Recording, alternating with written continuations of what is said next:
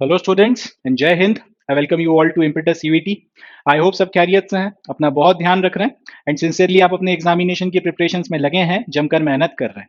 तो जैसा कि आप जानते हैं, लास्ट लेक्चर में हमने हमारी क्लास 12 हिस्ट्री की पहली किताब themes in Indian history part 1, इस किताब का जो पहला चैप्टर या पहली थीम थी, bricks beads and bones the Harappan civilisation, इसको पूरा पढ़कर खत्म किया था। आज के सेशन में हम इसी किताब के सेकंड यूनिट को पढ़ना शुरू करेंगे और इस चैप्टर, इस थीम, इस यूनिट का नाम है kings farmers and towns early states and economies 600 before common era to 600 common era. मतलब ये है कि इस चैप्टर में हम कुल मिला के 1200 सालों का इतिहास पढ़ने वाले हैं। 600 बिफोर कॉमन एरा से हमारी कहानी की शुरुआत होगी एंड 600 कॉमन एरा तक की पूरा जो फेज गया है, लगभग 1200 साल का जो ड्यूरेशन है, इसमें क्या क्या मेजर चेंजेस इंडियन सब कॉन्टिनेंट में आए हैं, इस इन सारे चेंजेस को हमको इस पर्टिकुलर चैप्टर में या इस यूनिट में पढ़ना है। एंड जो हमारी मेन थीम रहेगी, जिन बातों के ऊपर हम फोकस करेंगे, उसमें सबसे पहले तो जो शुरुआती राजा रहे हैं भारत में, जो अर्ली एंशिएंट किंग्स थे, उनके बारे में हमें डिस्कशन करना है।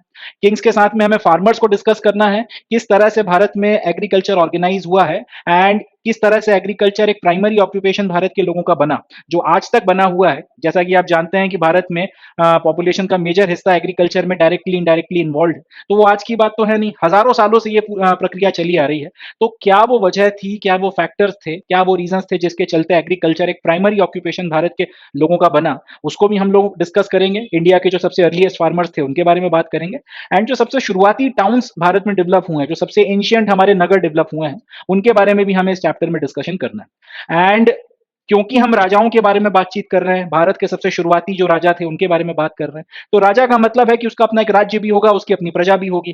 तो जो शुरुआती स्टेट्स हिंदुस्तान में डेवलप हुए, जो इन पर्टिकुलर राजाओं ने डेवलप किए, जिनको आगे बढ़ाया गया, किस तरह से भारत में राज व्यवस्था डेवलप हुई, पॉलिटिकल सिस्टम कैसे डेवलप हुआ, अर्ली स्टेट्स किस तरह से हुआ करते थे, कैसे फंक्शन करते थे, ये सारी चीजें भी हमें इसी चैप्टर में पढ़नी है। एंड साथ ही साथ इकोनॉमीज, इकोनॉमीज में हम ये देखेंगे कि एंशियंट इंडिया में कौन कौन से ऐसे प्रोफेशन थे एक्सेप्ट एग्रीकल्चर, जिनका इवोल्यूशन होता है, जो डेवलप होते हैं एंड जिसके चलते फिर भारत में ट्रेड जो है वो काफी बड़े पैमाने पर शुरू होता है, इनलाइन ट्रेड, और साथ ही साथ ओवरसीज का भी जो ट्रेड होना शुरू होता है, उसके पीछे क्या प्राइमरी रीजंस थे, क्या वो इकोनॉमिक फैक्टर्स थे जिनके चलते वो प्रोफेशंस डेवलप हुए, वो व्यवसाय डेवलप हुए, वो इकोनॉमीज डेवलप हुई, जिसने अल्टीमेटली एंशियंट इंडिया में इतना ट्रेड करवाया कि एक वक्त पे यहाँ पर सोने के सिक्के जो हैं उनका चलन शुरू हो गया।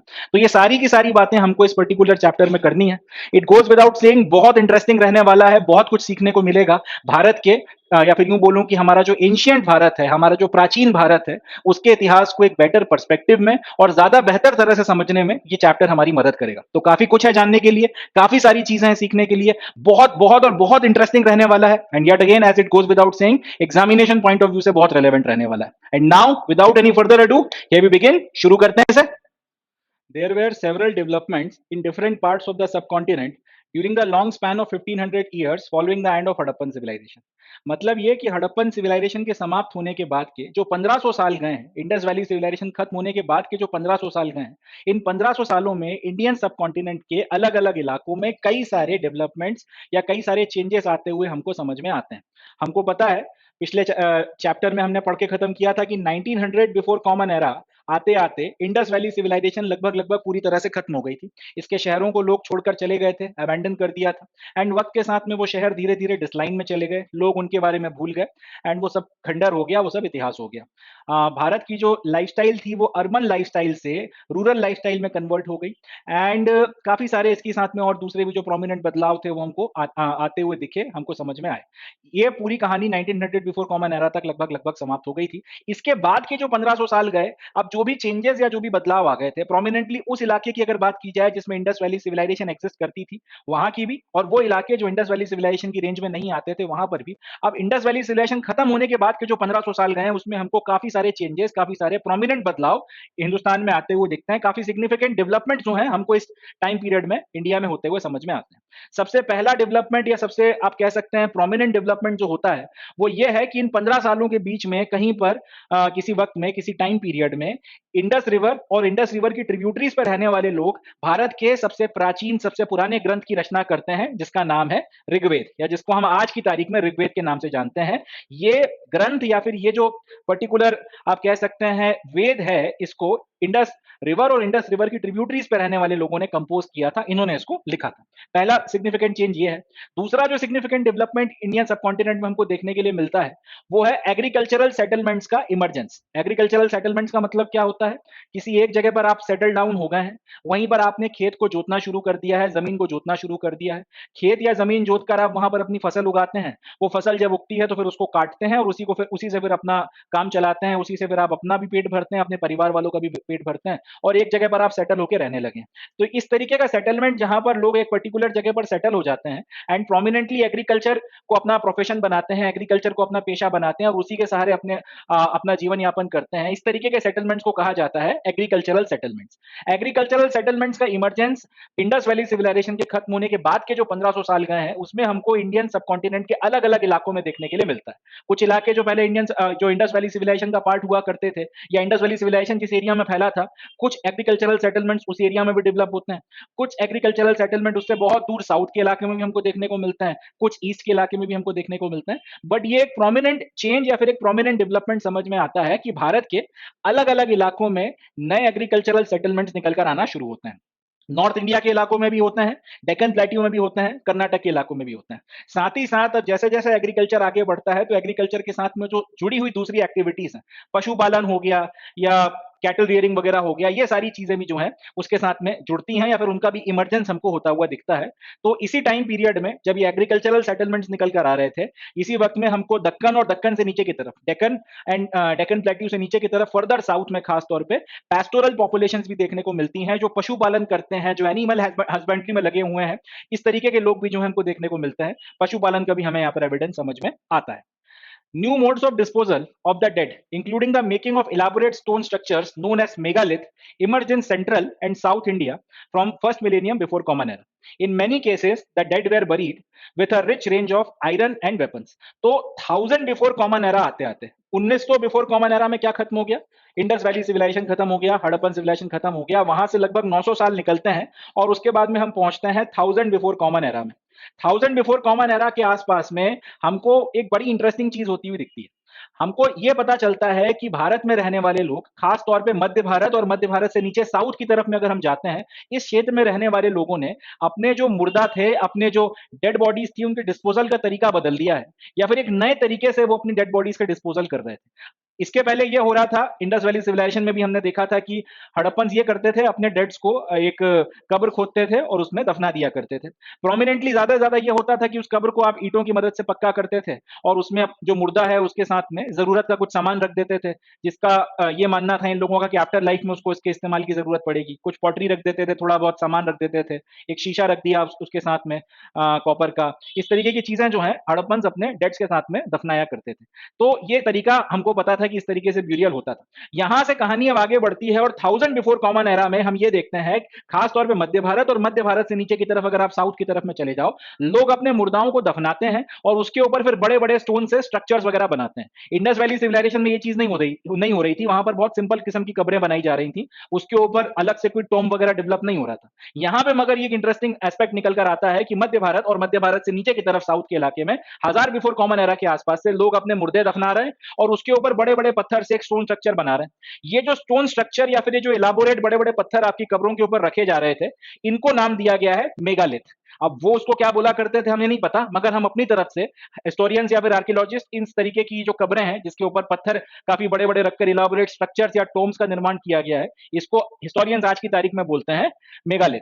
इन मेगालिथ को जब खोदा गया तो उसमें हमको एक बात और पता चलती है कि बड़ी मात्रा में इन अपने मुर्दाओं को दफनाते वक्त में लोग इनके साथ में आयरन के टूल्स और वेपन्स को रखा करते थे। यानी कि यहां से एक इंटरेस्टिंग बात समझ में आ रही है कि लोगों को लोहे का इस्तेमाल करना आ गया था और वो लोहे की मदद से काफी प्रोमिनेंट मात्रा में टूल्स वगैरह बना रहे थे। और फिर वही बात कि मुर्दे के साथ में अगर वो आयरन टूल्स को दफना रहे हैं, आयरन टूल्स के साथ में वेपन्स को दफना रहे हैं, इसका मतलब इन लोगों का भी आफ्टर लाइफ में भरोसा था, जिस तरीके से हड़प्पन का आफ्टर लाइफ में भरोसा था। एंड इनको भी ये लगता था कि भाई हमारा जो मुर्दा है जिसको हमने दफनाया है, इसकी जो अगली जिंदगी होगी मृत्यु के बाद की, उसमें उसको इन चीजों की जरूरत पड़ेगी। तो इसलिए इन सारी चीजों के साथ में, इन सारे टूल्स के साथ में इनको दफन किया जा रहा था। मैं आपको इनकी फोटोग्राफ दिखाता हूं तो ज्यादा अच्छे से आपको समझ में आएगा। ये देखिए, तो ये जो स्टोन का पूरा स्ट्रक्चर ये बनाकर तैयार किया गया है, इसको मेगालिथ बोला जाता है। थोड़ा बड़ा कर देता हूं। जो मुर्दा है इसके नीचे दफन है और उसके ऊपर फिर आपने इस तरीके से इलाबोरेट एक स्टोन का स्ट्रक्चर बनाया, इसके ऊपर इस तरीके से एक पत्थर वगैरह रख दिया और इसके अंदर काफी सारे आयरन से बने हुए टूल्स और वेपन्स वगैरह को रखकर उसको साथ में दफनाया गया। ये मेगालिथ है। हड़प्पन सिविलाइजेशन में या फिर इंडस वैली सिविलाइजेशन में इस तरीके की एक भी कब्र नहीं मिली जिसमें कब्र में मुर्दे को दफनाने के बाद ऊपर इस तरीके से कुछ स्ट्रक्चर्स वगैरह बनाए गए। उसके बाद के 900 साल की लेयर्स में भी अगर देखा जाता है तो ऐसा कुछ देखने को नहीं मिलता। प्रोमिनेंटली 1000 बिफोर कॉमन एरा के आसपास से ये चीज मध्य भारत और मध्य भारत से नीचे की तरफ में ही आपको देखने को मिलती है, नॉर्थ में तब भी आपको इतना नहीं देखने को मिलता। और फोटोग्राफ देखना है, ये एक और मेगालिथ है, थोड़ा बड़ा कर देता है, देखिए इसे। तो आपने मुर्दा दफन कर दिया, मुर्दे के ऊपर आपने पत्थर रखा, पत्थर के ऊपर एक और पत्थर रखा और इस तरीके से एक इलाबोरेट स्ट्रक्चर बनाया। अच्छा, इस तस्वीर की खासियत यह है कि इसमें ध्यान से देखिएगा, ये एक पूरा का पूरा आप कह सकते हैं शायद एक सिमेट्री है जहां पे मुर्दे दफनाए ही जाते थे या फिर इस पूरे जगह का इस्तेमाल मुर्दे दफनाने के लिए ही होता था। ध्यान से देखिएगा, ये तो खैर फोकस किया हुआ है तो बड़ा सा आपका मेगालिथ ब्यूरियल दिख रहा है। पीछे की तरफ में भी देखिए, यहाँ पर एक मेगालिथ ब्यूरियल है, ये एक और मेगालिथ ब्यूरियल है, ये एक और है, एक और है। तो इस तरीके से प्रोमिनेंटली 4-5 मेगालिथ ब्यूरियल इस तस्वीर में हमको देखने को मिल रहे हैं। ये थोड़ा सा ज्यादा बड़ा है, उसके पीछे का उतना बड़ा नहीं है, उसके पीछे का भी इस वाले से थोड़ा सा ज्यादा बड़ा है, ये दोनों लगभग लगभग बराबर हैं, ये थोड़ा सा छोटा है। तो इससे अपने को एक शायद समझ में आ रहा है कि ये जो व्यक्ति दफनाया गया है इस पर्टिकुलर मेगालिथ में, ये जो व्यक्ति दफनाया गया है ये सोसाइटी के पॉइंट ऑफ व्यू से शायद ज्यादा वेल टू डू रहा होगा, ज्यादा अच्छी आर्थिक स्थिति में रहा होगा इन पीछे वालों की अपेक्षा, तभी इसका मेगालिथ कंपैरेटिवली इनसे थोड़ा सा ज्यादा बड़ा साइज और शेप में हमको देखने को मिल रहा है। तो ये जो हम लोगों ने हड़प्पन को पढ़ते वक्त पढ़ा था कि इस तरीके से आप दफनाने के तरीके से सोसाइटल डिफरेंस थोड़ा सा समझ सकते हो, तो एक हल्का सा अंदाजा हमको यहाँ पे लगता है। बट प्रोमिनेंट बात जो मैं समझाना चाह रहा हूँ या जो कहना चाह रहा हूँ, हिंदुस्तान में रहने वाले लोगों, खास तौर पे मध्य भारत से लेकर साउथ इंडिया तक के लोगों में 1000 बिफोर कॉमन एरा के पास में हमें ये बात इंटरेस्टिंग समझ में आती है कि इन्होंने अपने मुर्दों को दफनाने का तरीका जो है थोड़ा सा बदला था। एक और फोटोग्राफ देखिए, ये मेगालिथ, ये वाला मेगालिथ थोड़ा सा और ज्यादा इलाबोरेट है। यहाँ पे 3-4 पत्थर रखकर उसके ऊपर आपने इस तरीके से एक शेड डाला है, यहाँ पे 2-3 पत्थर रखकर इस तरीके से उसके ऊपर एक शेड डाला है और पूरी एक अच्छे से जो है टूम या फिर एक अच्छे से जो है कब्र के ऊपर एक स्ट्रक्चर को बनाकर तैयार किया है। तो ये एक प्रोमिनेंट चीज जो है इंडियन सब कॉन्टिनेंट में हमको होती हुई दिखती है, इंडियन सब कॉन्टिनेंट में ये चीज हमको समझ में आती है। इसके आगे बढ़ते हैं। अच्छा जी, मेगालिथ के बारे में एक बड़ी इंटरेस्टिंग बात है कि जब मेगालिथ को ट्रेस करना शुरू किया गया कि हमको मेगालिथ प्रोमिनेंटली कहाँ-कहाँ पर मिले हैं और इनको फिर जब इंडिया के मैप के ऊपर प्लॉट किया गया, तो हमको पता चला कि यहाँ से कहीं से मेगालिथ आपको मिलना शुरू होते हैं एंड इस जैसे-जैसे आप नीचे की तरफ में आते चले जाते हो, वैसे-वैसे मेगालिथ का जो कंसंट्रेशन या डेंसिटी है वो बढ़ती चली जाती है। मतलब ये जो भी वजह से या जिस भी किसी कारण से लोगों ने इस तरीके के दफनाने का तरीका डेवलप किया था, प्रोमिनेंटली उसका सबसे ज़्यादा बोलबाला आपको पेनिनसुला का जो इलाका है, साउथ का जो इलाका है या सदर्न स्टेट्स जो आज की तारीख में है हमारे, इस क्षेत्र में देखने के लिए मिलता है और उसमें भी इसका जो सबसे ज़्यादा जोर था वो कर्नाटक का कुछ पोर्शन, केरला का एक बड़ा इलाका और तमिलनाडु का एक बड़ा पोर्शन यहाँ पर आपको देखने के लिए ये मिलता है। वैसे तो पूरे के पूरे साउथ में यहाँ से या मध्य भारत से नीचे की तरफ में सारी चीजें होती हुई दिख रही हैं, मगर प्रोमिनेंटली सबसे ज्यादा जोर जो इस चीज का था वो साउथ में था। तो हम लोग ये कह सकते हैं कि मेगालिथ ब्यूरियल सबसे ज्यादा प्रैक्टिस अगर कहीं पर हुआ है प्रोमिनेंटली तो वो जगह आपका सदर्न पेनिनसुला है। साउथ में भी खास तौर पे केरल हो गया, कर्नाटक का जो नीचे का पोर्शन है सदर्न कर्नाटक हो गया एंड तमिलनाडु का जो इलाका है, यहाँ पर ये चीज ज्यादा प्रैक्टिस होती हुई दिखती है। From 6th century before Common Era, there is evidence of other trends as well. The most visible was the emergence of early states, empires, and kingdoms. Underlying these political processes were other changes evident in the way in which agricultural production was organized. Simultaneously, new towns appeared almost throughout the subcontinent. Almost throughout the subcontinent. तो यहाँ पर एक interesting बात है कि ये जो megalith burial हो गया, ऋग्वेद का लिखना हो गया, एग्रीकल्चरल सेटलमेंट्स और पैस्टोरलिस्ट का दिखना हो गया, ये सारी चीजें अपनी जगह ठीक है। 6ठी शताब्दी ईसा पूर्व आते आते आपके पास में और इंटरेस्टिंग एविडेंसेस नए नए ट्रेंड्स के आपको इंटरेस्टिंग एविडेंसेस देखने को मिलते हैं। सबसे इंपॉर्टेंट उसमें यह है कि फिर से आप कह सकते हैं 1900 बिफोर कॉमन एरा में हड़प्पन सिविलाइजेशन खत्म हो जाने के लगभग लगभग 1500 साल के बाद में, 1400-1500 साल के बाद में फिर से भारत की भूमि पर इंडियन सबकॉन्टिनेंट पर 600 बिफोर कॉमन एरा आते आते आपको फिर से नए शहरों का उदय होते हुए दिखता है, नए राज्य, नई अथॉरिटीज जो हैं डेवलप होती हुई दिखती हैं। ठीक है, लगभग 1400-1500 साल के बाद में अब ये नए तरीके का ट्रेंड जो है इंडियन सबकॉन्टिनेंट की जमीन पर आपको होता हुआ दिखता है। इसमें नए स्टेट्स का इमरजेंस होता है, नए अंपायर्स का उदय होता है और नई किंगडम्स जो है उनका बनना शुरू होता है। कैसे ये पूरी की पूरी प्रोसेस हुई आगे हम लोग डिटेल में पढ़ेंगे, मगर 6 सेंचुरी बिफोर कॉमन एरा के बाद से ये चीज, इसके एविडेंसेस हैं, ये ज्यादा क्रिस्टलाइज होती हुई समझ में आती है। प्रोसेस शायद इसके पहले शुरू हो गया होगा, छठी सातवीं आठवीं शताब्दी में कुछ इस तरीके की पॉलिटिकल प्रोसेसेस वगैरह का फॉर्मेशन होना शुरू हो गया होगा, मगर इसका जो बेसिक क्रिस्टलाइजेशन है वो 6 सेंचुरी बिफोर कॉमन एरा के आसपास में हमको देखने के लिए मिलता है। अब सवाल उठेगा कि इसी टाइम पीरियड में ये सारी चीजें क्यों हो रही थी, इसी वक्त में आखिर आपको छठी शताब्दी ईसा पूर्व में ही नए स्टेट, नए अंपायर और नए किंगडम्स डेवलप होते हुए क्यों दिखे? इसका जवाब यह है कि इस टाइम पीरियड तक वैसे तो कई सारी चीजें थी जिसके चलते ये पूरी पॉलिटिकल प्रोसेस जो है मोशन में आ गई थी, मगर सबसे इंपॉर्टेंट रीजन इसके पीछे था एग्रीकल्चर का ऑर्गेनाइज होना या फिर एग्रीकल्चरल प्रोडक्शन का ऑर्गेनाइजेशन। एग्रीकल्चरल प्रोडक्शन के ऑर्गेनाइजेशन का मतलब क्या है? इसका मतलब यह है कि बड़ी मात्रा में लोग एग्रीकल्चर में लग गए हैं, एग्रीकल्चर में खेती बाड़ी होने लगी, एग्रीकल्चर में लग गए, एग्रीकल्चर के ऊपर आश्रित हो गए। सब लोगों के अपने अपने काम बढ़ गए हैं कि भाई खेती बाड़ी में खेती किसानी कौन करेगा, फसल को कौन काटेगा, फसल को काटने के बाद में उसको कहाँ पे बेचा जाएगा, उससे फिर बदले में सामने वाला जो है उसको पैसा मिलेगा या क्या मिलेगा क्या नहीं मिलेगा। इस तरीके से बीज लगाने से लेकर फसल बनाने तक, वो फसल बनाने के बाद में उसको काटने के बाद उसको बेचने तक, और उसके बाद उससे जो भी बनना है, इन सारी चीजों की अलग अलग जो आपकी अलग अलग स्टेजेस होती हैं प्रोडक्शन की, अब सब डिसाइड हो गई थी और सबने अपने अपने जो है जिम्मेदारियां संभाल ली थी कि कौन आपका फसल लगा रहा है, कौन बेच रहा है, कौन खरीद रहा है, कौन उसको जो है पीस कर आटा बना रहा है उसमें से, या जो भी उससे वेरियस दूसरे प्रोडक्ट्स वगैरह बन रहा है वो सारी चीजें कर रहा है। क्योंकि एग्रीकल्चर ऑर्गेनाइज हो गया है, सब लोगों ने अपने अपने काम पकड़ लिए हैं। अब इस वक्त में आपको जरूरत पड़ेगी आपके इस पूरे के पूरे प्रोफेशन की सिक्योरिटी की। लोग चाहेंगे कि अब या तो आप खेती बाड़ी कर सकते हो, खेती बाड़ी नहीं तो फिर आप या तो फिर आप चौकीदारी कर लो, दोनों काम साथ में नहीं हो पाएंगे। या तो आप खेती बाड़ी में पूरा मन लगा के अपना काम करो, या आप पूरे टाइम डरे रहो कि कोई आप पे हमला ना कर दे, कोई आपका आपके जो भी धन और बाकी सारी चीजें हैं वो चुरा के ना ले जाए, आपकी फैमिली की लाइफ जो है वो खतरे में ना पड़ जाए। तो पूरे टाइम या तो चौकीदारी करो, सतर्क रहकर, चौकन्ना रहकर, तो फिर आपकी खेती बाड़ी नहीं हो सकती। और अगर खेती बाड़ी करोगे तो चौकीदारी करने के लिए, आपकी सिक्योरिटी के इंतजाम के लिए आपको किसी की जरूरत पड़ेगी। तो ये एक बहुत प्रोमिनेंट फैक्टर था कि भाई हम लोग अपना काम निर्भीक होकर कर सके, हमारी सिक्योरिटी की जो है इंश्योरिटी रहे, किसी को गारंटी लेना पड़ेगी। अब जो आदमी सिक्योरिटी की गारंटी लेगा उसके हाथ में ऑब्वियस सी बात है पावर आएगी। तो यहां से नए नए राज्यों का, नई नई किंगडम्स का, नए नए आपके अंपायर्स का उदय हमको देखने को मिलता है। और प्रोमिनेंट रीजन उसमें एग्रीकल्चरल प्रोडक्शन की पूरी एक्टिविटी का ऑर्गेनाइजेशन, और एग्रीकल्चरल प्रोडक्टिविटी की एक्टिविटी का ऑर्गेनाइजेशन के बाद में ये सवाल कि आखिर इन लोगों को निर्भीक होकर एग्रीकल्चर करने का पूरा मौका दिया जाए, इनकी सिक्योरिटी और इनकी सेफ्टी की जिम्मेदारी जो है उसको इंश्योर किया जाए। यहां से जो है एक बहुत ज्यादा पुश मिलता है इस पूरी की पूरी अंपायर बिल्डिंग, स्टेट्स की बिल्डिंग और किंगडम्स की बिल्डिंग को। Simultaneously new towns appeared almost through out the subcontinent. अब क्योंकि इतनी बड़ी मात्रा में आपका जो है एग्रीकल्चरल प्रोडक्शन हो रहा था, जितना आपको अपने जरूरत के लिए चाहिए, आप उससे 10-10, 20-20 गुना अगर अनाज उगा रहे हो, अपने पूरे गांव को खिलाने की या फिर आपको अपने पूरे शहर को खिलाने की अगर आपकी हैसियत हो गई और उससे ज्यादा मात्रा में अगर आप प्रोडक्शन कर रहे हो, इसका मतलब अब आप ये अनाज किसी और के साथ में भी शेयर कर सकते हो। यहां से व्यापार बढ़ना शुरू हुआ। जब व्यापार बड़ी मात्रा में बढ़ना शुरू हुआ, लोग एक से दूसरे गांव, दूसरे से तीसरे गांव आने लगे, गांव में धीरे धीरे समृद्धि आई, तो धीरे धीरे गांव बढ़कर आपके टाउन्स बनने लगे। यहां से एग्रीकल्चरल के प्रोडक्ट ऑर्गेनाइजेशन के चलते ना सिर्फ नए राज्य, नए स्टेट, नए अंपायर बने, मगर साथ ही साथ हिंदुस्तान में एक तो ट्रेड बढ़ना शुरू हुआ, और इस ट्रेड के बढ़ने के चलते नए नए टाउन्स, नए नए जो आपके सिटीज हैं, उनका इमरजेंस भी आपको इंडियन सबकॉन्टिनेंट में देखने के लिए मिलता है। तो हड़प्पन सिविलाइजेशन के खत्म होने के बाद में लगभग आपके 1400-1500 साल के बाद में अब हमको ये देखने को मिलता है कि हिंदुस्तान में रूरल लाइफ से अर्बन लाइफ की तरफ हम लोग फिर से लौट रहे हैं, या फिर अर्बन लाइफ नए शहरों के उदय के साथ में, नए शहरों के इमरजेंस के साथ में हिंदुस्तान में दोबारा जो है पनपती है, दोबारा वो यहां पर अपना कदम रखती है। तो ये एक इंपॉर्टेंट और एक इंटरेस्टिंग चेंज था। अब सवाल ये आता है कि भैया 1500 साल में ये हो गया, छठी शताब्दी ईसा पूर्व से ऐसा होने लगा, नए राज्यों के बनने के पीछे एग्रीकल्चर का ऑर्गेनाइजेशन इंपॉर्टेंट है, बंपर पैदावार होने लगी तो उसके चलते ट्रेड बढ़ गया और ट्रेड के चलते नए शहर बनने लगे और सारी चीजें हो गई।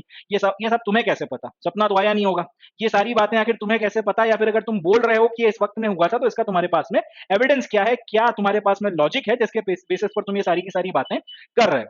तो इसका जवाब यह है कि सारे जो ये एस्पेक्ट्स हैं, इन सबको समझने के लिए, इन सबको स्टडी करने के लिए, इन सब के बारे में निष्कर्ष निकालने के लिए हिस्टोरियंस और आर्कियोलॉजिस्ट इन कुछ पर्टिकुलर सोर्सेज का इस्तेमाल करते हैं। चाहे आपका हिस्टोरियन हो, चाहे आपका आर्कियोलॉजिस्ट हो, इन पर्टिकुलर सोर्सेज को स्टडी करता है, इनके ट्रेंड्स को समझता है, और इनकी मदद से फिर किसी भी टाइम पीरियड की हिस्ट्री लिखी जाती है। ये जो आपके 1200 साल हैं, इस टाइम पीरियड की हिस्ट्री को समझने के लिए जो प्रोमिनेंट सोर्सेज हम लोग इस्तेमाल करते हैं, उसमें सबसे पहले तो आपके इंस्क्रिप्शंस या फिर शिलालेख आ जाते हैं। पत्थर के ऊपर लिखे हुए कई सारे शिलालेख मिले हैं, ताम्रपत्रों के ऊपर लिखे हुए कई सारे आपके इंस्क्रिप्शंस मिले हैं, जिसमें किसी राजा के बारे में पता चलता है, राजा ने किसी को दान दे दिया, राजा ने किसी को कोई इंस्ट्रक्शन दे दिया, राजा ने किसी के ऊपर चढ़ाई कर दी, तो इस तरीके से उस राजा के बारे में कब वो हुआ था, क्या-क्या उसने इंपॉर्टेंट इंपॉर्टेंट चीजें करी थी, इस तरीके की चीजें आपको पता चलती हैं शिलालेखों की मदद से या इंस्क्रिप्शन से। दूसरा, इस टाइम पीरियड में जो ग्रंथ या टेक्स्ट लिखे गए थे, उससे हमको इस टाइम पीरियड को समझने में मदद मिलती है। जैसा कि मैंने आपको बताया कि इन 1500 सालों में हड़प्पन सिविलाइजेशन खत्म होने के बाद के ऋग्वेद को लिखा गया था इंडस और उसकी ट्रिब्यूटरी में रहने वाले लोगों के द्वारा।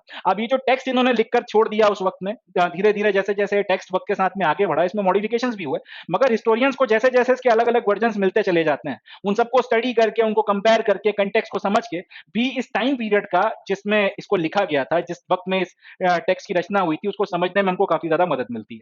तीसरा इंपॉर्टेंट सोर्स होता है सिक्के। इस टाइम पीरियड में किस तरीके के सिक्के चलना शुरू हुए, कैसे-कैसे जैसे-जैसे हम वक्त में आगे बढ़े तो इन सिक्कों में बदलाव आया, उन बदलावों को, उन वेरिएशंस को, इन चेंजेस को भी हम समझते हैं। किन मटेरियल के या फिर किस मेटल के सिक्के सबसे पहले चले, सोने के सिक्के कब चलना शुरू हुए, सोने के सिक्के कितने बड़े थे, कितने भारी थे, कितनी मात्रा में मिले। इस सारी चीजों को भी जब हम स्टडी करते हैं तो हमें काफी कुछ समझ में आता है कि लोगों की उस वक्त में लाइफस्टाइल कैसी क्या हुआ करती थी। एंड इसके अलावा जो भी विजुअल मटेरियल्स आपके पास में अवेलेबल है, विजुअल मटेरियल्स के नाम पे आपके पास में या तो उस टाइम पीरियड का कोई बिल्डिंग या कोई भी इस तरीके की चीज हो गई, कोई चित्रकारी हो गई उस टाइम पीरियड की, उस टाइम पीरियड का कोई ऐसा कोई दूसरा सामान हो गया जिसको आप आंखों से देख सकते हैं, हाथों से छू सकते हैं। इस तरीके के मटेरियल्स का भी इस्तेमाल प्रोमिनेंटली जो है किया जाता है। इन सबको स्टडी किया जाता है। इन सबको स्टडी कर कर कुछ पैटर्न्स जो है उनको तलाशने की कोशिश की जाती है। इन पैटर्न्स को स्टडी कर कर बार-बार फिर उसके बाद में क्रॉस चेक किया जाता है। जब एक सर्टेन तरीके का आपको पैटर्न डेवलप होता हुआ दिखता है, हिस्टोरियंस और आर्कियोलॉजिस्ट एक मत होते हैं किसी बात पर, तो फिर कुछ कंक्लूजन्स निकाले जाते हैं। और उन कंक्लूजन्स की मदद से फिर इस इतिहास की, इस टाइम पीरियड की हिस्ट्री को जो है लिखा जाता है, इसको जो है फिर क्रमबद्ध किया जाता है। वक्त के साथ में फिर अगर आपको और ज्यादा नए एविडेंसेस मिलते हैं और उन एविडेंसेस की मदद से अगर आपके जो पैटर्न्स निकल कर आए हैं ये और ज्यादा मजबूत होते हैं, आपके जो निष्कर्ष या कंक्लूजन्स हैं वो और ज्यादा जो है सटीक बैठते हैं, तो आपकी हिस्ट्री की राइटिंग को और ज्यादा आप कह सकते हैं बल मिलता है। और अगर आपको कुछ ऐसी चीजें मिलती हैं जो आपके पैटर्न्स या फिर आपके कंक्लूजन के कॉन्ट्रडिक्शन में जा रहा है, तो फिर आप अपनी हिस्टोरिकल राइटिंग को चेंज करते हो, वक्त के साथ में इसमें फिर जो भी मॉडिफिकेशन आना है वो करते हो, और इस तरीके से धीरे धीरे धीरे धीरे एक वक्त के इतिहास को ग्रेजुअली हम लोग बेहतर से बेहतर तरीके से समझते चले जाते हैं। तो ये पूरी की पूरी जो चीज है, बेसिकली हम लोग ये कह सकते हैं इससे कि हिस्ट्री की राइटिंग, किसी वक्त को समझ के उसके वक्त के कालखंड के इतिहास को लिखना एक बड़ी कॉम्प्लेक्स प्रोसेस है। एंड कई बार एक तो आपके सोर्सेज आपको पूरी कहानी नहीं बताते, कई बार आपको अटकलें लगाना पड़ती हैं, कई बार आपके निष्कर्ष चेंज हो जाते हैं, कई बार आपके निष्कर्ष एकदम 360 डिग्री बदल जाते हैं। कई बार नई टेक्नोलॉजीज आने के बाद आप चीजों को जिस तरह से देख रहे हैं उसको देखने का नजरिया बदल जाता है। बट द पॉइंट इज कि ये एक ग्रेजुअल प्रोसेस है और ये धीरे धीरे इवॉल्व करती है। इसमें कई जगहों पर आपको अनुमान भी लगाना पड़ता है और कई जगहों पर आपको एविडेंसेस जिस तरीके से मिल रहे हैं, चाहे वो कैसे भी आपको फील हो, आपकी नॉर्मल अंडरस्टैंडिंग के खिलाफ जाएं, आपकी अंडरस्टैंडिंग के सपोर्ट में रहे, आपको उनको एक्सेप्ट कर कर उसके हिसाब से हिस्टोरिकल राइटिंग करना पड़ती है। और वही चीज इस चैप्टर में की गई है और उसी के बेसिस पर इन 1200 सालों का जो कालखंड रहा है, इनका इतिहास हमारे हिस्टोरियंस ने हमारे लिए लिखकर तैयार किया है। सो ये तो अपना इंट्रोडक्शन हो गया। अब बढ़ते हैं नेक्स्ट टॉपिक की तरफ में, जिसका नाम है प्रिंसेप एंड पियादसी। देखते हैं sir. Some of the most momentous developments in Indian epigraphy took place in 1830s. This was when James Prinsep, an officer in the Mint of East India Company, deciphered Brahmi and Kharoshti, two scripts used in the earliest inscriptions and coins. मतलब ये कि 1830 का जो दशक है, 1830s का जो time period है, ये वो ड्यूरेशन था, ये वो टाइम पीरियड था जिसमें इंडियन एपिग्राफी में बड़े जबरदस्त किस्म के डेवलपमेंट्स आए, बहुत मोमेंटस किस्म की जो है प्रोग्रेस हुई है। पहला सवाल तो ये कि एपिग्राफी क्या होती है या फिर इंडियन एपिग्राफी क्या होती है। देखिए, इसको ऐसे समझिए, पुराने टाइम पीरियड पे जो भाषाएं बोली जाती थी या फिर उनको जिस स्क्रिप्ट में लिखा जाता था, आज की तारीख में अगर वो भाषाएं विलुप्त नहीं हुई हैं तो कम से कम उनका ट्रांसफॉर्मेशन काफी ज्यादा हो गया है या फिर उसमें काफी सारे जो है चेंजेस आ गए हैं। प्लस जिन स्क्रिप्ट्स में आज से 2-2,500 साल पहले किसी लैंग्वेज को लिखा जाता था, आज वो स्क्रिप्ट भी मोर और लेस लोग भूल चुके हैं। नई किस्म की स्क्रिप्ट जो है उनका डेवलपमेंट हुआ है, नई किस्म की स्क्रिप्ट्स का इस्तेमाल जो है आज की तारीख में हो रहा है। जैसे संस्कृत की बात कर लेते हैं, तो संस्कृत आज से 2000 साल पहले जिस स्क्रिप्ट में लिखी जाती थी, उस स्क्रिप्ट में आज की तारीख में नहीं लिखी जाती, आज की तारीख में देवनागरी में लिखी जाती है। उसी तरीके से अब जैसे यहाँ पर ये जो भाषा आपके सामने लिखी हुई है, ये इंग्लिश लिखी भाषा लिखी हुई है और ये कौन सी स्क्रिप्ट में लिखी हुई है, ये रोमन में लिखी हुई है। इसी के शब्दों को अगर मैं चाहूं तो देवनागरी का इस्तेमाल कर कर भी लिख सकता हूं, तब भी भाषा तो कौन सी हो जाएगी, इंग्लिश भाषा ही रहेगी, बट उसको लिखा किस लिपि में जाएगा या उसको किस स्क्रिप्ट में लिखा जाएगा, वो हो जाएगी आपकी देवनागरी। यही चीज आप किसी दूसरी स्क्रिप्ट के साथ में कर सकते हैं। तो पॉइंट ये है, लैंग्वेज एक चीज होती है और उसको लिखने के लिए आप जिस स्क्रिप्ट का इस्तेमाल कर रहे हो वो एक दूसरी चीज होती है। यहाँ पर अगर ये जो आपकी सारी बातें लिखी हुई हैं यहाँ पे, ये इंग्लिश लैंग्वेज में लिखी हैं और रोमन लिपि में लिखी हैं। इन्हीं शब्दों को अगर आप चाहो तो आप देवनागरी का इस्तेमाल करके भी लिख सकते हो। लिखा लिखा तब भी उसको ये जो या जो भाषा लिखी जाएगी कहलाएगी वो तब भी अंग्रेजी ही, मगर उसको लिखने के लिए जो लिपि या जो स्क्रिप्ट का इस्तेमाल आपने किया होगा वो हो जाएगी आपकी देवनागरी। जैसे इसमें पहला शब्द है सम, इसको अगर हम हिंदी में लिखें तो इस तरह से सम लिख सकते हैं। तो पॉइंट यह है कहने का, अब जिस आदमी को ये स्क्रिप्ट आती है, इंग्लिश आती है नहीं आती है वो एक अलग बात है, जिस आदमी को ये स्क्रिप्ट आती है वो कम से कम पढ़ लेगा कि यहाँ पर क्या लिखा हुआ है। अब इसी सम को अगर मैंने यहाँ पर इस तरह से लिख दिया देवनागरी में, जिसको ये अक्षर पढ़ना ही नहीं आते वो इस चीज को नहीं पढ़ पाएगा। बात समझ में आ रही है कि नहीं आ रही आपको? तो वो इन अक्षरों को नहीं समझ पाएगा।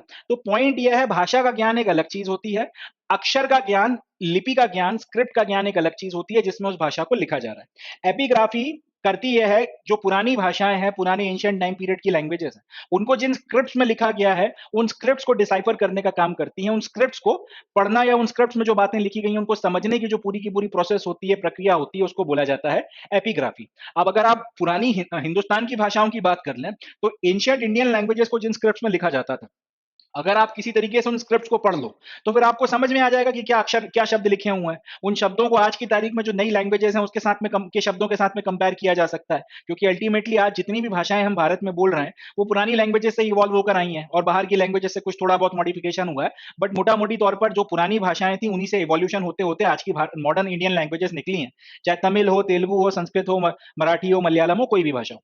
तो पॉइंट यह है कि इस तरीके से अगर हम पुरानी भाषाओं को जिन स्क्रिप्ट में लिखा गया है उस स्क्रिप्ट को समझ लें, उसको पढ़ लें, उसको डिसाइफर कर लें अगर किसी तरीके से, तो उससे हमको उस भाषा के शब्द समझ में आएंगे और उन शब्दों को समझ के फिर अल्टीमेटली क्या लिखा हुआ है उस चीज को हम लोग समझ सकते हैं। जो चीज लिखी हुई है उसको अगर हम लोग समझ गए तो फिर उससे हमको कंटेक्स्ट समझ में आ जाएगा कि क्या सेंस इस पर्टिकुलर बात में बनता है, इसमें क्या बोलने की कोशिश की गई है। जब उसको समझ पाएंगे तो फिर उस मैसेज की मदद से उस टाइम पीरियड की हिस्ट्री को ज्यादा बेहतर तरह से हम लोग अंडरस्टैंड कर सकते हैं। अब ये जो सारी की सारी चीज है जिसको मैं, आप पुरानी जो एंशिएंट स्क्रिप्ट है उसको पढ़ने की कोशिश करते हो, उसमें जो लिखा हुआ है उसको समझने की कोशिश करते हो, इसको बोला जाता है एपिग्राफी। और इसमें अगर आप भारतीय भाषाओं की बात करोगे तो फिर ये चीज इंडियन एपिग्राफी कहलाएगी। 1830 के पहले ये हो रहा था कि 1830 के पहले जो भी पुराने शिलालेख आपको मिल रहे थे या जो पुराने सिक्के आपको मिल रहे थे, 1000 साल पुराने, 1200 साल पुराने, 1500 साल पुराने, जो भी टाइम पीरियड के सिक्के हुआ करते थे, जो भी शिलालेख हुआ करते थे, उनमें सबसे बड़ी प्रॉब्लम ये आ रही थी, उस पर जो कुछ भी लिखा हुआ था वो ऐसी स्क्रिप्ट में या फिर एक ऐसी लिपि में लिखा हुआ था जो उस टाइम पीरियड तक किसी को पढ़ते नहीं बन रही थी। क्योंकि पढ़ते ही नहीं बन रही है तो फिर आपको समझ में नहीं आएगा कि क्या लिखा हुआ है। ये उसी तरह से है कि जैसे चाइनीज भाषा की बात की जाए, अब चाइनीज में अगर आप अपना नाम भी लिखकर सामने रख दोगे तो क्योंकि आपको चाइनीज भाषा पढ़नी नहीं आती है तो आपका नाम लिखा है या आपको गाली बकी है किसी ने, आपको समझ में आएगा नहीं कि क्या लिखा हुआ है। यही बात जापानी लिपि के, जापानी भाषा के साथ में है, उस लिपि में आपका नाम लिखा हुआ है या आपके बारे में कुछ अच्छी बात लिखी है, बुरी बात लिखी है, आपको कुछ समझ में नहीं आएगा क्योंकि आपको वो लिपि पढ़ना ही नहीं आती है। वही कहानी यहाँ पर हो गई थी कि भारत की जितने भी पुराने शिलालेख मिल रहे थे और जितने भी पुराने सिक्के मिल रहे थे प्रोमिनेंटली, या फिर इनको इनको आप समझ ही नहीं पा रहे थे इसमें क्या लिखा हुआ है, इसमें क्या बात कही गई है, वो आपको उसका कोई सेंस ही नहीं बन रहा था क्योंकि जिस लिपि में लिखा गया था वो आप पढ़ नहीं पा रहे थे। 1830 में मगर एक बड़ी इंटरेस्टिंग घटना होती है। होता यह है कि ईस्ट इंडिया कंपनी का के मिंट का एक ऑफिसर था। मिंट का मतलब होता है जहां पर सिक्के छपते हैं। तो ईस्ट इंडिया कंपनी की मिंट का एक ऑफिसर हुआ करता था जिसका नाम था जेम्स प्रिंसेप। जेम्स प्रिंसेप ने उन दो पुरातन लिपियों को डिसाइफर करने में, समझ लेने में, पढ़ लेने में कामयाबी हासिल कर ली, जिसमें एंशियंट इंडिया के पुराने कॉइन्स या फिर इंस्क्रिप्शंस लिखे हुए थे। एक लिपि का नाम था ब्राह्मी और एक लिपि का नाम था खारोष्टी। ये बात ध्यान रखिएगा, ये लिपि है, ये भाषा नहीं है। जैसे हिंदी एक भाषा है, इंग्लिश एक भाषा है। हिंदी को लिखने के लिए व्हाट्सएप पे आप लोग भी चैटिंग करते होगे तो हिंदी के शब्द आप इंग्लिश की जो इंग्लिश तो नहीं, रोमन के जो अल्फाबेट्स हैं उसमें भी आप टाइप करते होगे। तो पॉइंट ये है, भाषा को कई सारी लिपियों में, कई सारी स्क्रिप्ट्स में लिखा जा सकता है। ये इंपॉर्टेंट पॉइंट है।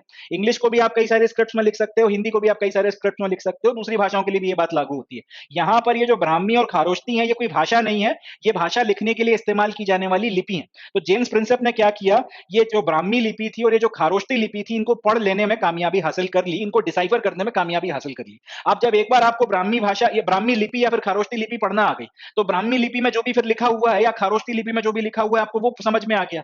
वो समझ में आ गया तो फिर आपने उसका कुछ ना कुछ सेंस बनाया। एक बार जब आपको उसका सेंस समझ में आने लगा तो इससे हुआ ये कि जो पुरातन इतिहास है, भारत का जो पुराना इतिहास है जिसमें भर-भर कर आपको शिलालेख या इंस्क्रिप्शंस और कॉइन्स मिल रहे हैं, वो पढ़ने में आपको कामयाबी मिल गई और एक बार जब ये समझ में आ गया तो फिर ये समझ में आया कि इंडिया का जो इतिहास है वो कितना पुराना है और इंडिया ये जो इतिहास है इसमें किसके बारे में बात हो रही है, कौन से राजा के टाइम पीरियड की बात हो रही है, किस कालखंड का ये शिलालेख है वगैरह वगैरह। और इन सारी चीजों को समझ चुकने के कारण भारत का जो इतिहास है आपको ज्यादा बेहतर तरीके से समझ में आने लगा और यहां से इंडियन हिस्ट्री का एक नया चैप्टर खुल गया, क्योंकि भारत का पुरातन इतिहास जो है, जो अभी तक प्राचीन इतिहास जो लोगों को समझ ही नहीं आ रहा था कहां से शुरू हो रहा है, कौन राजा था, कब रूल करता था, इन सवालों के जवाब आपको मिलना शुरू हो गए जैसे ही 1830 के टाइम पीरियड में जेम्स प्रिंसेप ने यह क्रांतिकारी काम किया था कि ब्राह्मी और खारोष्टी को डिसाइफर कर लिया। उसने समझ लिया कि इन लिपियों को, इन स्क्रिप्ट्स को पढ़ा कैसे जाता है। एक बार मैं आपको इनकी फोटोग्राफ दिखाता हूं। ये जो है ब्राह्मी स्क्रिप्ट है, ब्राह्मी लिपि है, जिसमें एंशियंट कुछ आपके इंस्क्रिप्शंस हैं, उनकी फोटोग्राफ्स मैंने लगाई हैं, इसमें कुछ लिखा हुआ है। अब यहां पर थोड़ा बड़ा करके दिखाता हूं आपको ताकि अच्छे से दिखे। ये ब्राह्मी की स्क्रिप्ट है। ब्राह्मी लिपि में भी कुछ लिखा हुआ है। क्या लिखा हुआ है ना आप पढ़ सकते हो ना मैं पढ़ सकता हूं। इसकी वजह यह है कि अपने को अक्षर समझ में ही नहीं आ रहे हैं, इन अक्षरों का क्या मतलब बनता है। जैसे यहां पर ये एक अक्षर लिखा हुआ है, यहां पर ये उल्टा के।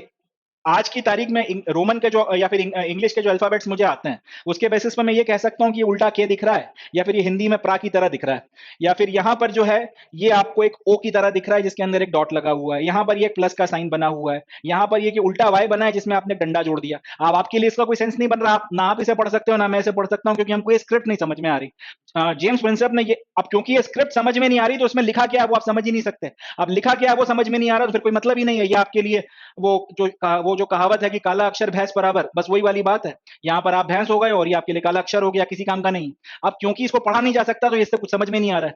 यही बात एक और ये दूसरा वाला भी देख लीजिए इसी तरह से, थोड़ा बड़ा कर देते हैं इसे। इसमें अब क्या लिखा हुआ है आप पढ़ ही नहीं सकते, क्योंकि अपने कोई अक्षर समझ में नहीं आ रहा है। कौन सी भाषा लिखी है, किस भाषा में किसके बारे में क्या लिखा हुआ है, कुछ नहीं समझा जा सकता। जेम्स प्रिंसेप ने बस यही क्रांतिकारी काम किया कि ये जो ब्राह्मी लिपि है इसको पढ़ने में कामयाबी हासिल कर ली। एक बार जब ये ब्राह्मी लिपि पढ़ना आ गई तो फिर इसमें क्या लिखा हुआ है उसको वो समझ में आ गया। यही चीज इस दूसरी लिपि के साथ में की गई है जिसका नाम है खारोष्टी। ये खारोष्टी भाषा है, एक सॉरी खारोष्टी स्क्रिप्ट है। ये खारोष्टी स्क्रिप्ट थोड़ा बड़ा कर देता हूं। अब ये सिक्का है, इसके ऊपर एक खारोष्टी स्क्रिप्ट में यहां से लेके यहां तक कुछ लिखा हुआ है, या फिर यहां से लेके यहां तक कुछ लिखा हुआ है जहां से भी शुरू किया होगा। अब अपने को पल्ले पड़ेगी नहीं क्योंकि अपने को आती नहीं है, क्योंकि ये लिपि पढ़ना नहीं आती, इसलिए सिक्के के ऊपर क्या लिखा हुआ है, किसका सिक्का है, कौन सा राजा था, किसने जारी किया, अपने को कुछ पता नहीं चल सकता। एक और फोटोग्राफ देखिए, थोड़ा बड़ा कर देता हूं। अब ये अपने लिए वही काला अक्षर भैंस बराबर वाली बात है। कुछ समझ में नहीं आएगा कि इसके ऊपर क्या लिखा हुआ है। खारोष्टी लिपि है मगर इस पे क्या लिखा हुआ है इस ताड़पत्र पे कुछ समझ में नहीं आने वाला, क्योंकि अपने को ये लिपि पढ़ना नहीं आती। क्योंकि ये पढ़ना नहीं आती तो इसमें अब कितनी इंपॉर्टेंट बात लिखी है, कितनी गैर इंपॉर्टेंट बात लिखी है, कितनी क्रांतिकारी फिलोसफी झाड़ी है, इसमें अपने को कुछ पता ही नहीं चलने वाला है। क्यों अब ये हमारे लिए फिर काला अक्षर भैंस बराबर की बात है। जेम्स प्रिंसेप की जो क्रांतिकारी खोज थी, या जो जेम्स प्रिंसेप ने डिसाइफर किया था खारोष्टी, वो अब यहाँ पे हमारे काम आ गई। जब एक बार जेम्स प्रिंसेप ने खारोष्टी को डिसाइफर कर लिया तो फिर वो इसको पढ़ सकने में कामयाब हो गया। उसने दूसरों को सिखाया, दूसरे लोगों को फिर समझ में आने लगी, उन्होंने और फर्दर स्टडी करी, यहां से फिर इसमें जो भी लिखा था वो समझ में आया होगा और इसके चलते इंडियन हिस्ट्री ज्यादा बेहतर तरह से आपको समझ में आने लगी। तो जेम्स प्रिंसेप ने, क्योंकि 1830 के वक्त में ये काम किया था कि ब्राह्मी और खारोष्टी को जो है पढ़ना सीख लिया, ब्राह्मी और खारोष्टी को डिसाइफर कर लिया, उसका फायदा ये हुआ कि बाकी लोगों को सिखाया, बाकी लोगों ने फिर भर भर कर जो शिलालेख ब्राह्मी या खारोष्टी में लिखे हुए थे, या फिर जो अलग अलग कॉइन्स के ऊपर ब्राह्मी या खारोष्टी में बातें लिखी हुई थी, उनको पढ़ना और उनको डिसाइफर करना शुरू किया। एक बार जब वो डिसाइफर होने लगा और उसका फिर मतलब समझ में आने लगा, वहां से भारतीय इतिहास के गेट खुल गए और आपको फिर जो है अभी तक जो इंडियन हिस्ट्री जो एक पहेली बनी हुई थी, कुछ समझ में नहीं आ रहा था, अब उसके जवाब आपको एक के बाद एक के बाद एक के बाद एक जो है आपको जवाब मिलना शुरू हुए। और यहां से भारतीय इतिहास का एक बहुत खूबसूरत और एक जबरदस्त एस्पेक्ट जो है, एक रोमांचक किस्म का एस्पेक्ट जो है वो शुरू होता है। खैर, ये स्क्रिप्ट्स के डिसाइफरमेंट के बाद में जब इन्होंने सबसे शुरुआती शिलालेखों को पढ़ा, तब प्रिंसेप को एक बड़ी इंटरेस्टिंग बात पता चली कि ज्यादातर शिलालेखों में एक राजा का जिक्र आ रहा है। बार बार ज्यादातर शिलालेखों में एक राजा का जिक्र आ रहा है और उस आदमी को या फिर उस राजा को नाम दिया गया है पियादस्ती। ठीक है, इस बार बार शिलालेखों में एक राजा का जिक्र आता है और उस राजा को नाम दिया गया है पियादस्ती। पियादस्ती का मतलब है प्लीजेंट टू बीहोल्ड, यानी कि एक ऐसा व्यक्ति या फिर एक ऐसा राजा जिसको देखना आपके लिए शुभकारी है, जिसको देखकर आपको अच्छा लगता है, आपको बढ़िया फीलिंग आती है। प्लीजेंट टू बीहोल्ड का मतलब ये जो पियादस्ती शब्द है इसका मतलब है प्लीजेंट टू बीहोल्ड। और पियादस्ती वर्ड इस्तेमाल हो रहा है एक राजा के लिए। राजा कौन है अभी तक अपने को फिलहाल पता नहीं, मगर ये जो भी राजा है इसको पियादस्ती बोल के ये बोला जा रहा है कि बड़े प्यारे राजा हैं, देखकर इनको अच्छा लगता है, इनको देखना आपके लिए शुभ है। इसके बाद उसने और फर्दर कुछ इंस्क्रिप्शंस को पढ़ना शुरू किया और इंस्क्रिप्शंस को पढ़ते पढ़ते उसको कुछ इंस्क्रिप्शंस ऐसे मिले जिसमें उस राजा को पियादस्ती भी बोला जा रहा है और उस राजा को उसके नाम से भी बुलाया जा रहा है और उसको नाम दिया जा रहा है अशोका। अशोका, ठीक है जी, मैं अशोका नहीं बोल रहा हूं, अशोका बोल रहा हूं। अशोका क्यों बोल रहा हूं वो थोड़ी आपको आगे बताऊंगा। तो बार बार इंस्क्रिप्शंस में पढ़ते पढ़ते उसको पियादस्ती पियादस्ती पियादस्ती बार बार मिल रहा था। एक इंस्क्रिप्शन ऐसा मिला जिसमें उस राजा को पियादस्ती के नाम से तो डिनोट किया गया, मगर साथ ही साथ उसको अशोका के नाम से भी जो है डिनोट किया गया। फिर उसने कुछ और इंस्क्रिप्शन को पढ़ा, उसमें भी फिर यही कहानी आई कि एक राजा है जिसको या तो पियादस्ती के नाम से डिनोट किया जा रहा है या फिर अशोका के नाम से डिनोट किया जा रहा है। अब इसने फिर पता करना शुरू किया कि भैया अशोक नाम का कोई राजा कहीं पर कुछ अपने पास इनकी इंफॉर्मेशन है कि नहीं है। तो यहां से इनको पता चलता है कि भैया बौद्धों के जो टेक्स्ट हैं, बुद्धिस्ट जो टेक्स्ट हैं, उसमें सम्राट अशोक का जिक्र आता है, राजा अशोक का जिक्र आता है। या यूं बोल सकते हैं कि बुद्धिस्ट टेक्स्ट में जो सबसे फेमस राजा है जिसका भर भर कर जिक्र किया गया है उसका नाम है सम्राट अशोक या फिर राजा अशोक। यहां से इनके दिमाग की घंटी जल गई या फिर यहां से इनके दिमाग की बत्ती जल गई कि सम्राट अशोक को पियादस्ती के नाम से जाना जाता था, पियादस्ती जो है वो सम्राट अशोक है। या फिर यूं बोल सकते हैं कि पियादस्ती कोई अलग से राजा नहीं था, पियादस्ती बस एक टाइटल था। जनरली राजा का नाम नहीं लिया जाता था, राजा के को नाम की जगह राजा को कुछ टाइटल्स दिए जाते थे और उस टाइटल के साथ में फिर उसको बुलाया जाता था। तो जहां जहां पे फिर पियादस्ती का जिक्र आ रहा है वो बेसिकली सम्राट अशोक की बात हो रही है। ये बात फिर उसने दूसरे आपके जो एपिग्राफिस्ट थे उनको बताई और यहां से सम्राट अशोक की जो गौरवशाली इतिहास है, उनकी जो खूबसूरत कहानी है वो अपने को पता चली। उसमें क्या क्या फिर अलग अलग ट्विस्ट एंड टर्न्स आते हैं उसके बारे में जानकारी मिली और बाकी सारी चीजें भी जो है आपको पता चलती चली गई। बुद्धिस्ट टेक्स्ट में सम्राट अशोक के बारे में जो बातें लिखी गई थी उनको कोराबरेट किया गया। यहाँ पर जो इंस्क्रिप्शंस में बातें लिखी गई हैं, इंस्क्रिप्शंस में जो बातें लिखी गई थी इससे समझ में आया कि बुद्धिस्ट टेक्स्ट में लिखी गई बातों से इतर कि सम्राट अशोक किस किस्म के राजा हुआ करते थे। और यहां से मौर्यों का जो टाइम पीरियड था उसके सबसे कह सकते हैं इंपॉर्टेंट रूलर, चंद्रगुप्त मौर्य के बाद में सबसे important ruler and ancient India के सबसे पावरफुल सम्राट के बारे में यहां से अंग्रेजों को पता चलता है और भारत का इतिहास एक नई करवट लेता है, एक नया आयाम जो है उसमें जुड़ना यहां से शुरू होता है।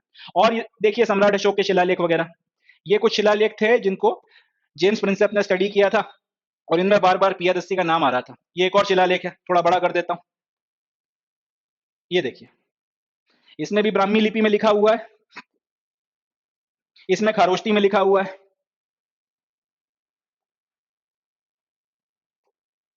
तो यहां से फिर आपको जो है इंडिया की पॉलिटिकल हिस्ट्री जो एंशिएंट इंडिया की थी उसका एक नया डायरेक्शन मिला।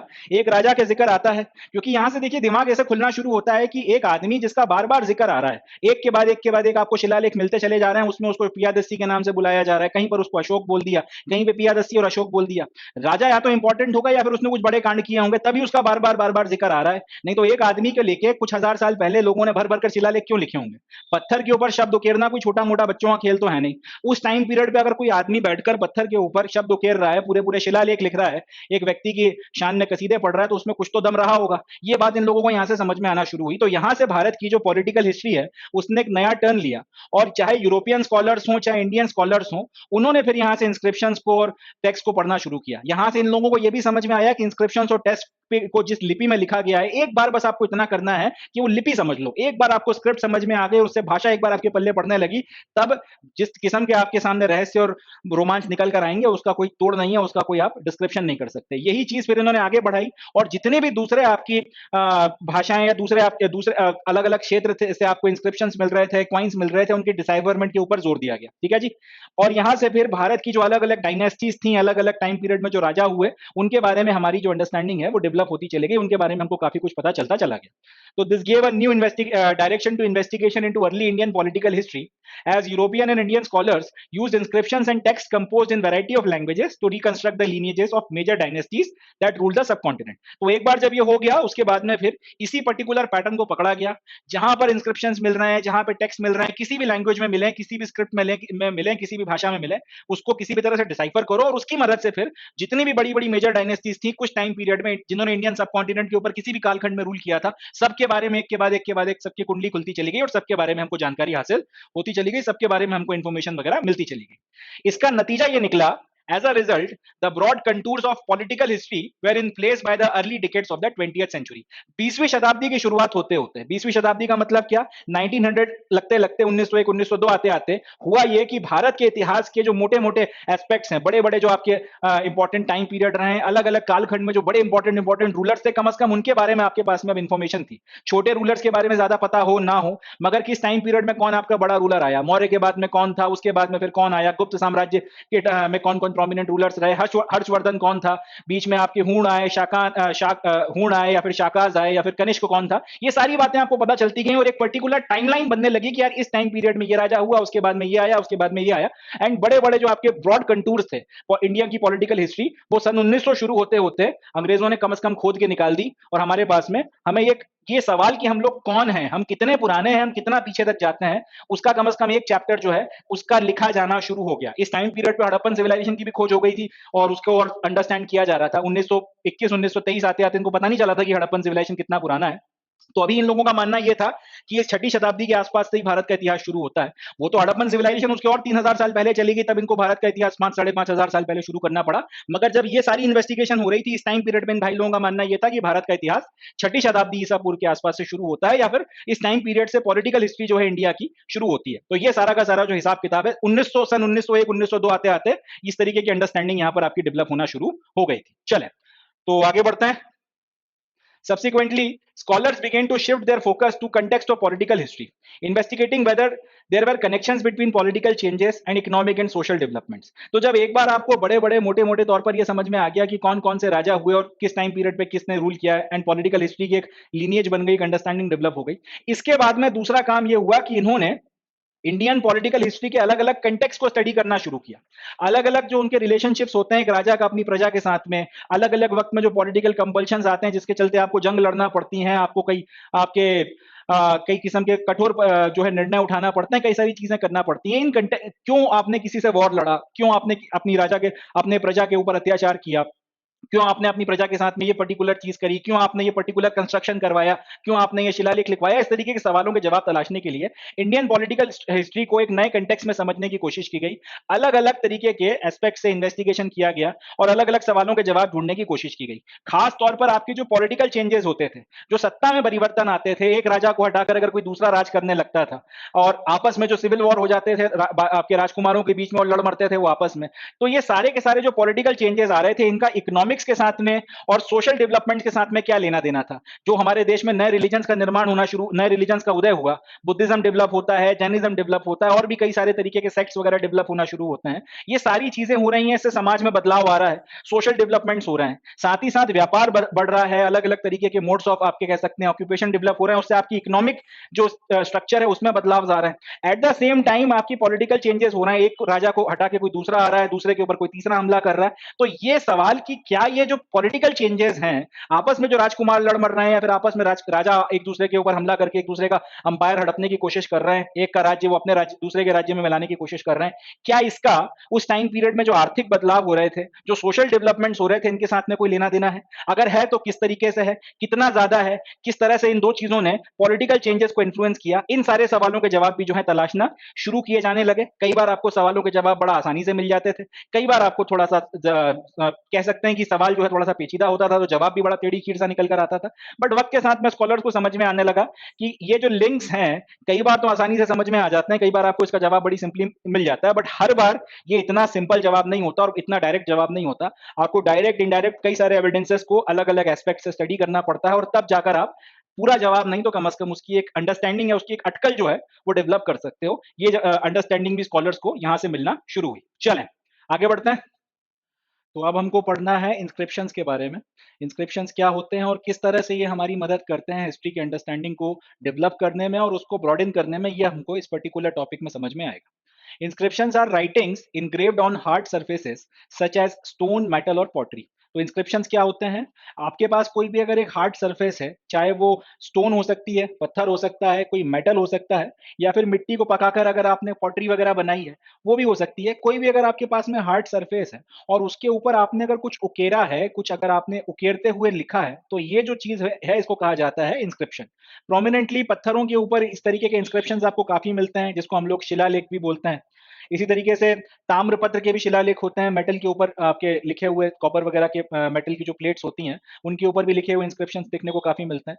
पॉटरी के ऊपर लिखे हुए इंस्क्रिप्शंस उतनी मात्रा में नहीं मिलते, क्योंकि ये वक्त के साथ में डिस्ट्रॉय हो जाती हैं, नेचुरल एलिमेंट्स के चलते ये काफी हद तक जो है खराब भी हो जाते हैं। मिलते ये भी काफी मात्रा में है, मगर प्रोमिनेंटली अगर आप बात करोगे तो पत्थर के ऊपर लिखे हुए इंस्क्रिप्शन और मेटल्स के ऊपर लिखे हुए इंस्क्रिप्शन ज्यादा लंबे वक्त तक प्रिजर्व रहते हैं, ज्यादा लंबे टाइम पीरियड तक ये इनकी लाइफ रहती है। तो ये जो है प्रोमिनेंट सोर्स के तौर पर हमारे लिए इंस्क्रिप्शंस के तौर पे काम करते हैं, बजाय पॉटरी वाले के।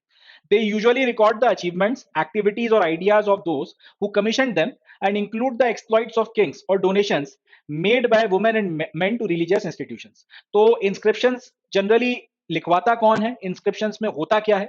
उसका जवाब यह है कि जनरली जिस आदमी ने अपना ये इंस्क्रिप्शन लिखवाया है, जो मोस्ट सर्टेनली कोई राजा ही होने वाला है, और अगर राजा नहीं हुआ तो फिर कोई एक बहुत बड़ा व्यक्ति होगा, कोई सेठ वगैरह इस तरीके का। तो जनरली इस तरीके के जो आपके ये राजा या बड़े लोग होते थे उस जमाने में, जो पावरफुल किस्म के लोग होते थे, वो अपने अचीवमेंट्स को रिकॉर्ड करवाने के लिए इंस्क्रिप्शंस लिखवाते थे, या फिर अपनी कोई एक्टिविटीज वगैरह हैं, कहीं पर कोई दान दिया है, कहीं पर कोई दक्षिणा वगैरह दी है, उसका रिकॉर्ड रखने के लिए इस तरीके के इंस्क्रिप्शंस वगैरह को रिकॉर्ड करवाया जाता था, इस तरीके के इंस्क्रिप्शंस बनवाए जाते थे। आज भी आपने देखा होगा कि कहीं पे कोई अगर मेजर प्रोजेक्ट लगाया जाता है तो उसके पास में आपको एक शिलालेख देखने को मिलता है जिस पर लिखा रहता है कि फलाने फलाने दिन इसका उद्घाटन हुआ था, इसका शिलान्यास हुआ था, फलाने फलाने महोदय ने जो है इसका शिलान्यास या उद्घाटन वगैरह किया था। इस तरीके से आपको शिलालेख या इंस्क्रिप्शंस मिलते हैं। तो एग्जैक्टली उसी तरीके से उस जमाने में भी राजा ने ये पर्टिकुलर एक्टिविटी इस तारीख को करवाई थी, इस दिन करवाई थी, इस टाइम पीरियड में करवाई थी, इस तरीके के रिकॉर्ड्स के लिए। या फिर अगर किसी को डोनेशन दिया है, किसी को अगर कुछ दान दिया है, उसका रिकॉर्ड रखने के लिए इस तरीके के इंस्क्रिप्शंस रखवाए जाते थे। राजा नहीं तो कोई पावरफुल व्यक्ति होगा, कोई सेनापति होगा, कोई बड़ा व्यापारी होगा, उसने अगर इस तरीके का कोई डोनेशन या कोई ग्रांट दिया है, कोई बड़ा अगर इवेंट ऑर्गेनाइज करवाया है, तो उसका फिर रिकॉर्ड रखने के लिए इस तरीके के शिलालेखों को बनवाया जाता था, इस तरीके के इंस्क्रिप्शंस बनवाए जाते थे। तो वही बात यहाँ लिखी है कि they usually record the achievements, activities और ideas of those who commissioned them. तो या तो इसके ऊपर उन्होंने जो अचीवमेंट वगैरह किए हैं, किसी ने कोई युद्ध जीता है, किसी का कोई कह सकते हैं कि राज्याभिषेक हुआ है, किसी ने कोई अश्वमेध यज्ञ करवा दिया, इस तरीके कोई अचीवमेंट किए हैं तो वो रिकॉर्ड होते थे। कोई एक्टिविटीज वगैरह हुई हैं, कुछ अगर आपने यज्ञ किया है, कहीं पे कोई युद्ध लड़ने चले गए, इस तरीके की चीजें हो गई। या फिर कोई आइडिया आपके दिमाग में है, कोई विचार है, जो हम लोग आगे देखेंगे, सम्राट अशोक ने अपने काफी आइडियाज को शिलालेखों के ऊपर इस तरह से उकेरवाया था, तो वो आपको अगर अपनी प्रजा के साथ में शेयर करना है तो इस तरीके की चीजें इस पे देखने को मिलती थी।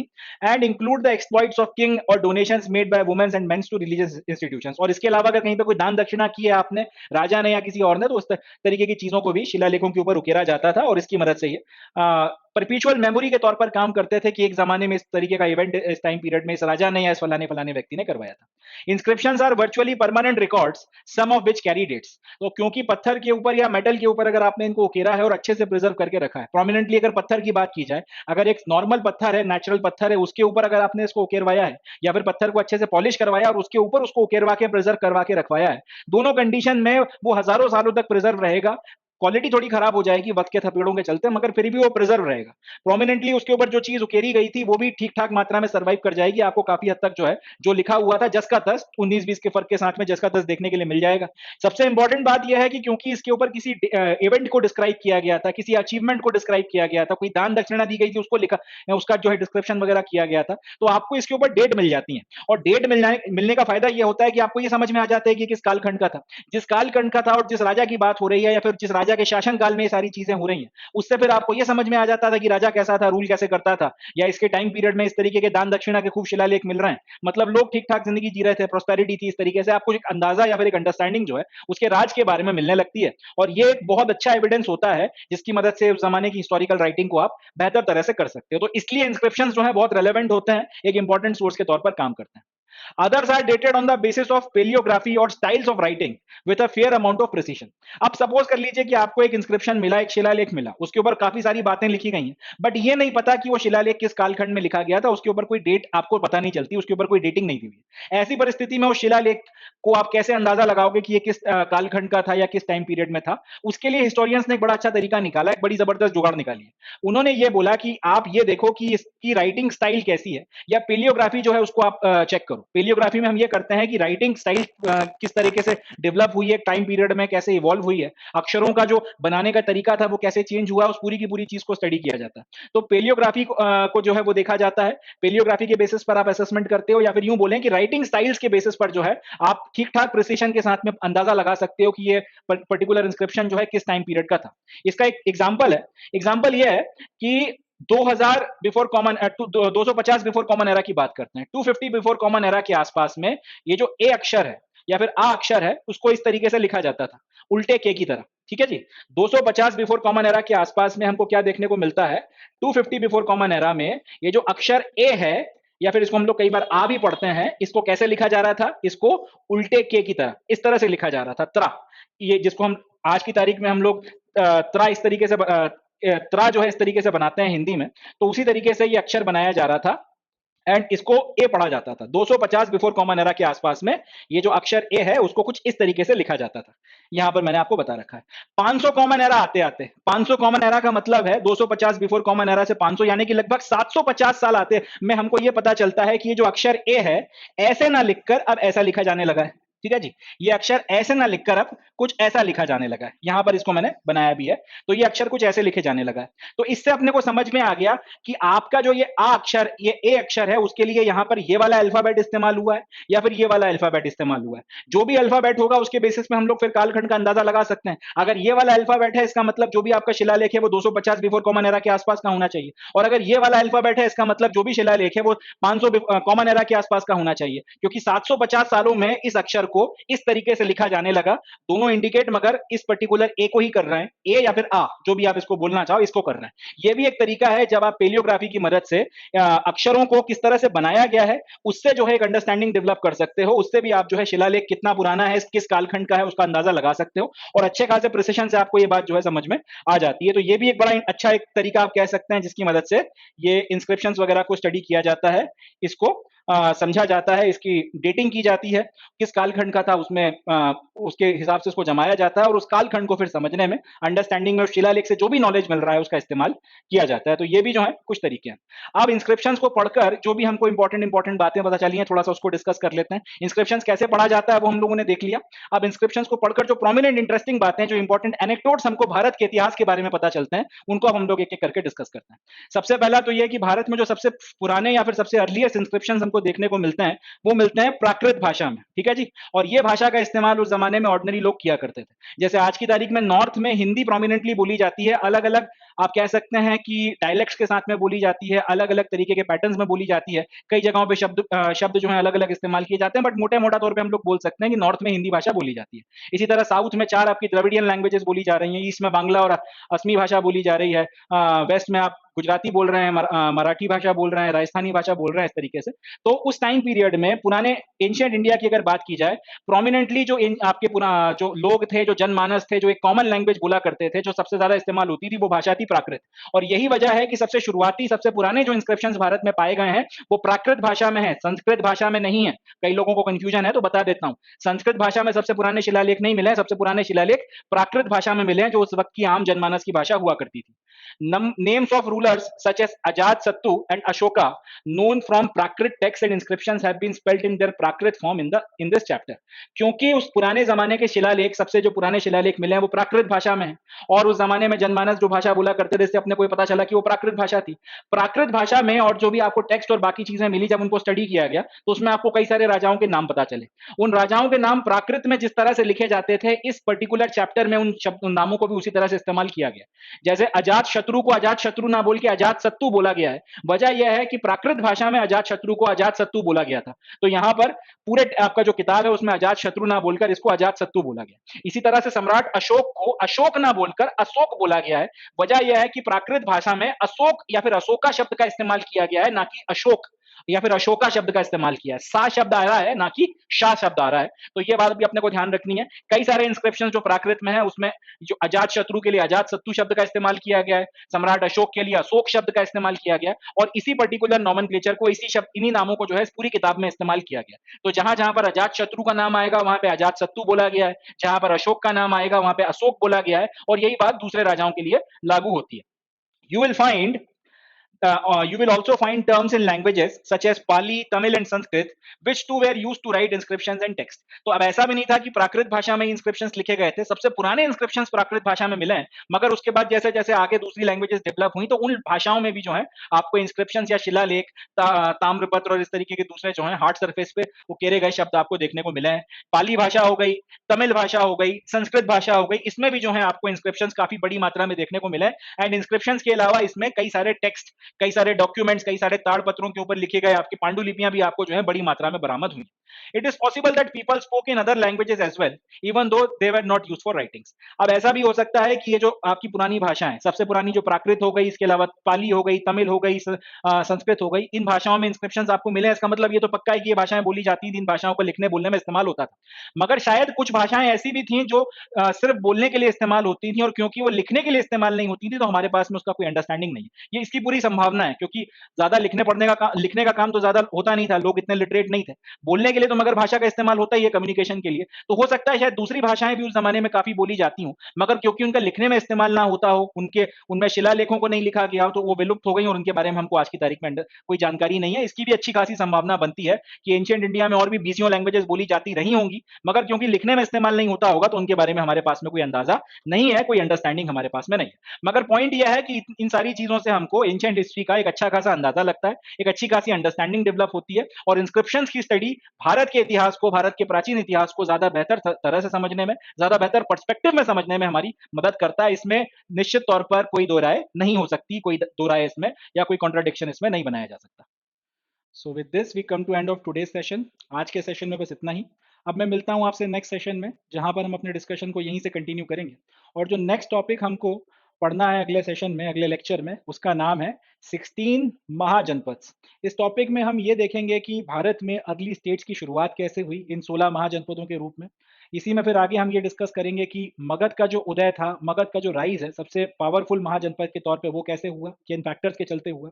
फिर अखंड भारत की नींव कैसे रखी गई मौर्यन अंपायर के शुरुआत के साथ में चंद्रगुप्त मौर्य के द्वारा। एंड सम्राट अशोक का टाइम आते आते एंशियंट इंडिया के सबसे पावरफुल और सबसे बड़े अंपायर को किस तरह से बनाया गया, जिसके बॉर्डर्स अफगानिस्तान के कांधार से लेकर पाटलिपुत्र या फिर आज के पटना तक फैले हुए थे। ये सारी की सारी बातें हम इस पर्टिकुलर लेक्चर में डिस्कस करेंगे, बट ये सारा डिस्कशन नेक्स्ट सेशन में। तब तक के लिए अपना बहुत ध्यान रखें, खुश रहें, पॉजिटिव रहें। अपने दूसरे फ्रेंड्स एंड जानने वाले, उनसे भी इस पर्टिकुलर चैनल को शेयर करें, एंड जितना हो सके उतना इस वेंचर का फ़ायदा उठाएं। अपने एग्जामिनेशन की प्रिपरेशन अच्छे से अच्छी करते चले जाएं, एंड बेहतर से बेहतर स्कोर करें, बढ़िया से बढ़िया जो है मार्क्स गेन करें, एंड ज़िंदगी में अच्छे से अच्छा करते चले जाएं। इसी नोट पर I would be calling it the day and concluding the session. मिलता हूँ आपसे नेक्स्ट सेशन में, तब तक के लिए thank you and Jai Hind.